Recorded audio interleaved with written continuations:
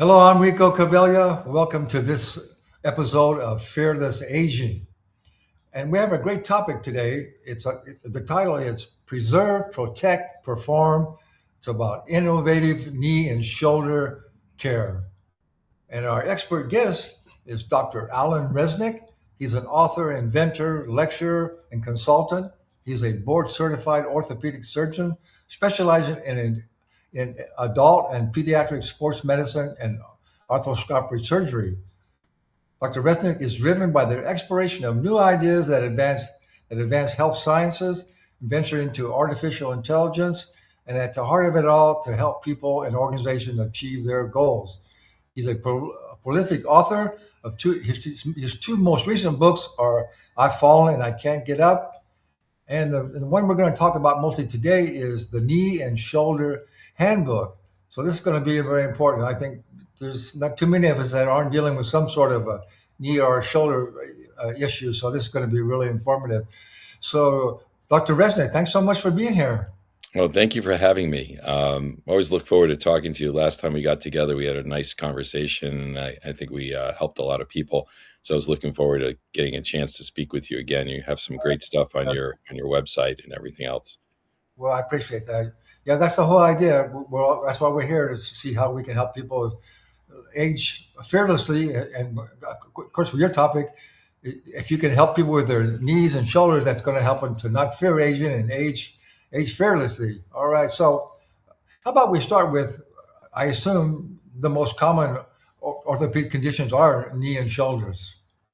Yeah, I mean, I see everything, but the knee and shoulder really centers around a lot of athletes, right? There isn't an athlete that in most sports, you have to be able to move your body and move it well, and that requires knee motion. But then hand-eye coordination is the next. And I like to tell people the two things is that the knee gives you the flexibility for running and turning and twisting and positioning yourself for sport. Also is very important for transmitting forces from the ground to your arm, especially a throwing sport. But at the end of the day, the arm rests on the shoulder, and the shoulder is the most mobile joint in your body. And the shoulder allows you to place your hand almost anywhere in space. So if the shoulder's not working well, you can't get your hand where you need to get it with any force or strength or control. All kinds of things go wrong. So, Yeah. so that's sort of the connection. And I just think, I mean, you don't have to be an athlete or playing sports. I mean, I think most people over 50 or 60 are having problems with their shoulders or their knees and their joints. So, do you have any statistics about in the population of say over 50, how many people are dealing with joint issues? Oh, over 50, if you're very active, there's always something. I joke with my patients that when you're very young, you wake up and nothing hurts you. Then you Yeah. get to some age where you wake up and every day one thing hurts you. And then you start to get to your 50s and 60s, you start to take inventory of the things that bother you in the morning. And then when you Yeah. get really older and you're aged well, you wake up and you say, "Oh, my old friends are all back." And that's how you know you're in good shape. Check your hips, check your knees. All Yeah. my friends are still here, so I know I'm all right. So, yeah, I think anyone's competitive. There's always something that gets twinged. If you're really pushing the limits of your sport, of course, there are things that get a little sore time from time, and most of the things you can shake off. It's the nagging things that are recurrent. Um, running downhill and kneecap pain, right? So you run downhill, the forces across your knee are 7 to 9 times your body weight when you're running downhill. So some people say to me, look, I can run all day on level. Uphill is not so bad, but as soon as I come down that hill, it's terrible. Exactly. Ligament problems in the knee, you're unstable, you twist, you pivot, you turn, you hit a pothole in the road, and your knee gives out. Those are things that are critical. So those are the common problems in the knee. And then torn cartilage, that's also, tear the bushings, basically the little bushings inside your knee, you twist, you turn, you tear those, and your knee can lock and swell. And I tell my patients, listen, a little ache and pain here, a sprain, okay, you shake it off, it gets better. But if it's recurrent, it's the same kind of thing. It swells, the same maneuver causes recurrence of the pain, then you got to think there's a mechanical problem in the knee, and you have to look at that. And some in the shoulder, you can have some aches and pains, you overthrew it, whatever. But if certain positions are reproducibly causing pain, then sometimes you got to look at that. If I've dislocated my shoulder and it went back in and I feel okay, but now I can't cock past a certain point, can't get my hand up behind my head without it becoming painful, I may have subtle instability or a labral tear or something like that. And that may be a tip off to a problem. Or if I've developed significant weakness in a certain plane. So rotator cuff tear, typically, if you reach for something in the refrigerator and it's far away from you, like a gallon of milk, and your arm wants to drop down, more often than not, you either have irritation of the rotator cuff or a tear.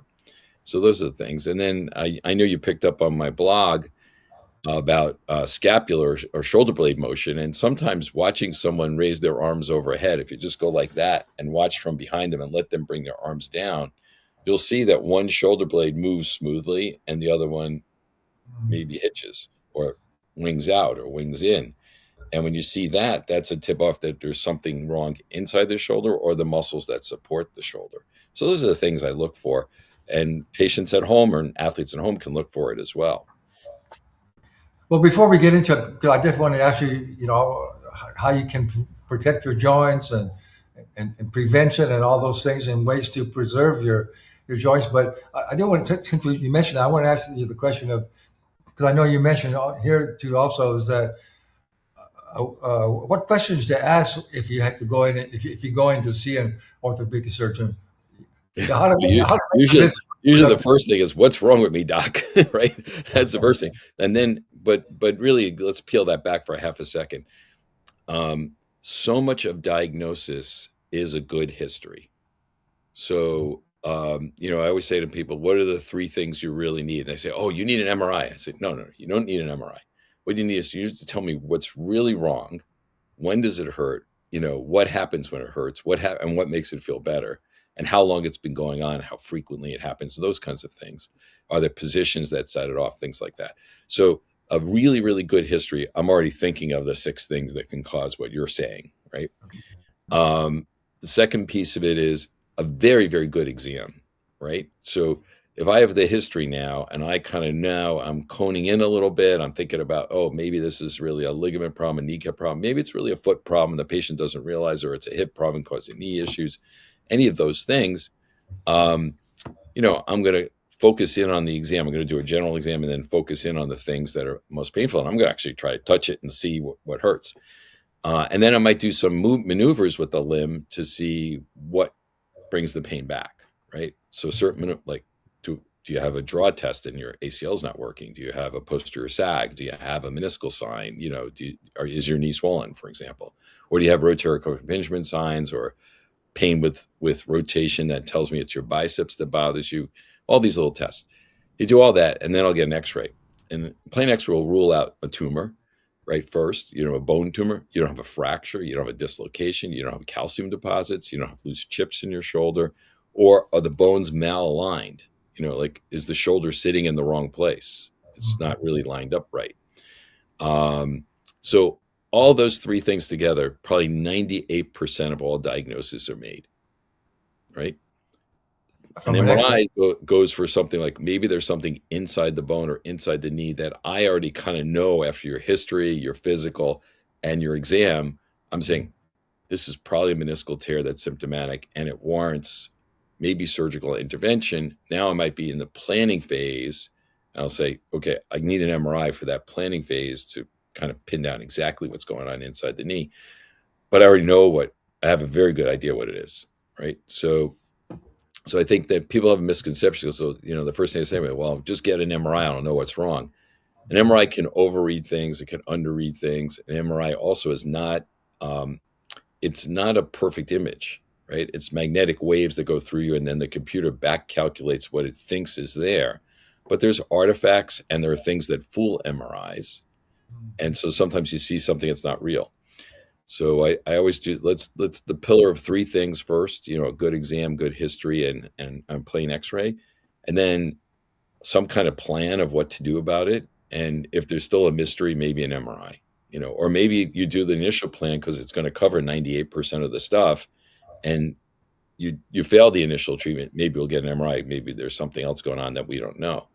So I think that's what you got to be thinking. If you're going into the doctor, I want you to think, am I getting a good exam? Is he really listening to my history?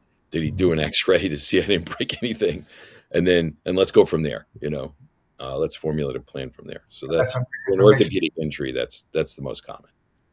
That's some great information. I just want to add too, uh, your new book, the Knee and Shoulder Handbook. It contains all this information that we're talking about. So Yeah. I highly recommend. And we'll give his website where you can go and get a copy of his book, and he has a lot of great information, a great blog with a lot of really good information. So I highly recommend you go there. So we'll let you know about that at the end of the show here. Okay, so the next thing then I want to ask you about, then what is your protocol for prevention and preservation and protecting your joints? Okay. So again, there's a lot of things you can do that are really good for you, right? So the first thing is good nutrition, right? We always talk about that. If your diet is not good and you're not having enough protein, you don't have enough vitamin C, you don't get enough calcium in your diet, you're setting yourself up for things that are not going to be good longer term. You can't maintain your tendons and bone and muscle without good protein, a decent amount of vitamin C, vitamin D, calcium. All those things are important. So good nutrition's always first. The second thing is listen to your body. So I always say to people, like, you're training and you're doing something brand new and you feel fantastic the first day. So you do triple what you thought you could do. And the next day you're miserable. In fact, the next week you might be miserable.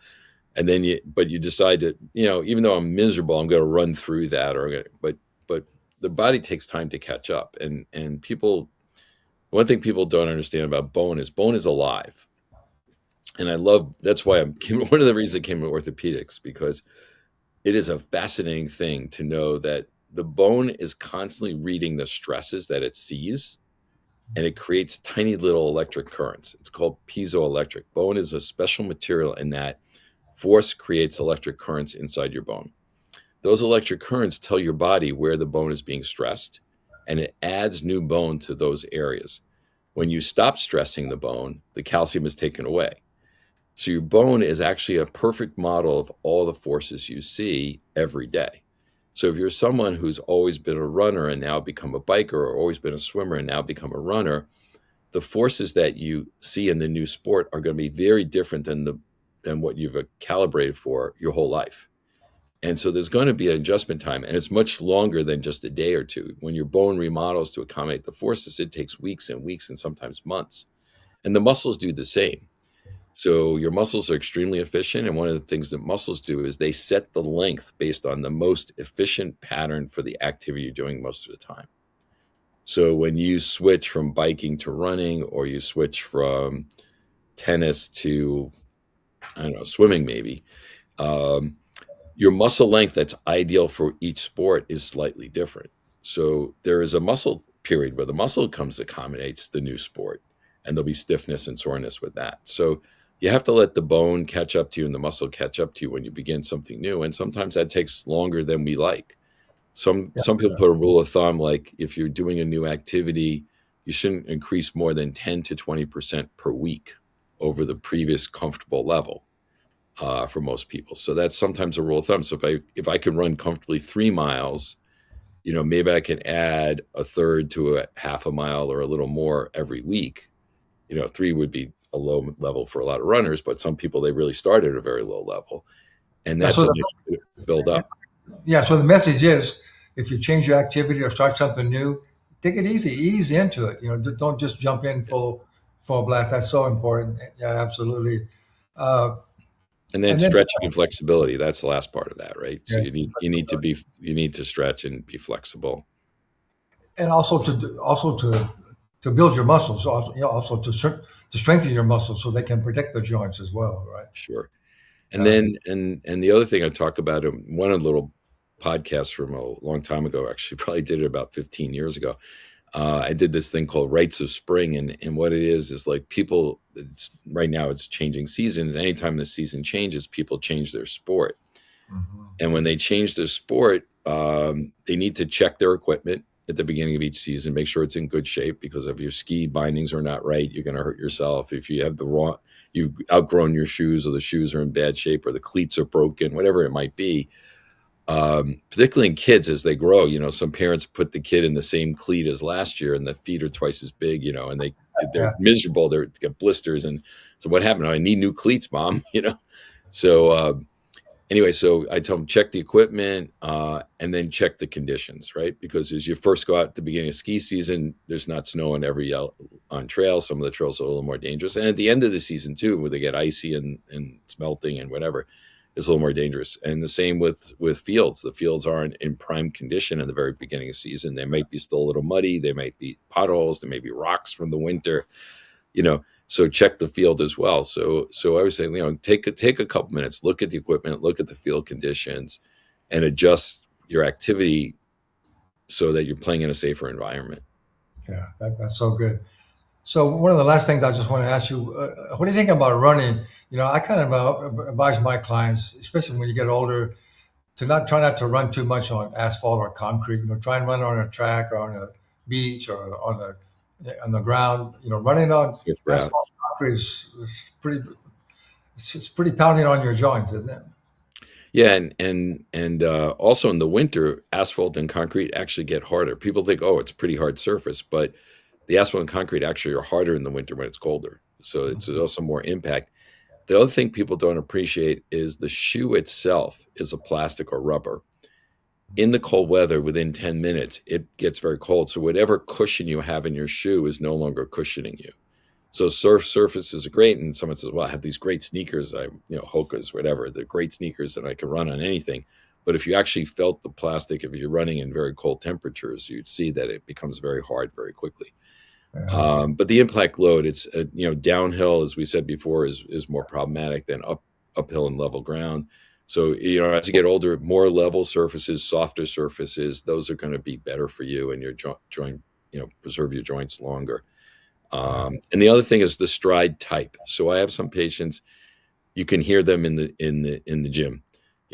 They're bam, bam, bam, bam on the treadmill. You hear them across the room. They're so loud. They have a heavy heel strike, very tight hamstrings. They're pounding away. And I always say, it's like, well, if I took a hammer and hit it hard enough to make that noise, imagine that's what you're doing inside your knee, right? So, I tell people you should be running at a speed on the treadmill where it is whoosh, whoosh, whoosh, whoosh. It's not bam, bam, bam. The people who hear a lot of bamming in the gym, it's often they have the treadmill set faster than they can actually go. Yeah. And so they're falling forward very quickly and catching their weight with all the force possible. And it's not actually the best thing for them. Isn't it true that I think the majority of people, they're either overtraining or undertraining? And not many people find the right moderation. So many people are just beating themselves up, overtraining, and some people are not doing anything, isn't it? Yeah, the Goldilocks syndrome, right? No one's doing it just right. Where's it? I want the porridge that's just right. Yeah. Well, Dr. Reznik, thanks so much. That's some great information, and you're going to get all this information and much more in his new book, the Knee and Shoulder Handbook. So I highly recommend. And it's just drreznik.com, and we'll put that link in the show description. So I highly encourage you to go there and check out all he has to offer there on his website and get a copy of his book. So, Dr. Reznik, thanks so much for being here, and thanks for the work you're doing. It's definitely, the work you're doing is definitely helping people to age fearlessly. Oh, thank you so much, and I appreciate your website and everything you've done. It's really great for people to have some guides on how to get there gracefully and in good condition. Yeah, well, thank you so much, and thanks everybody for being here. Thanks again.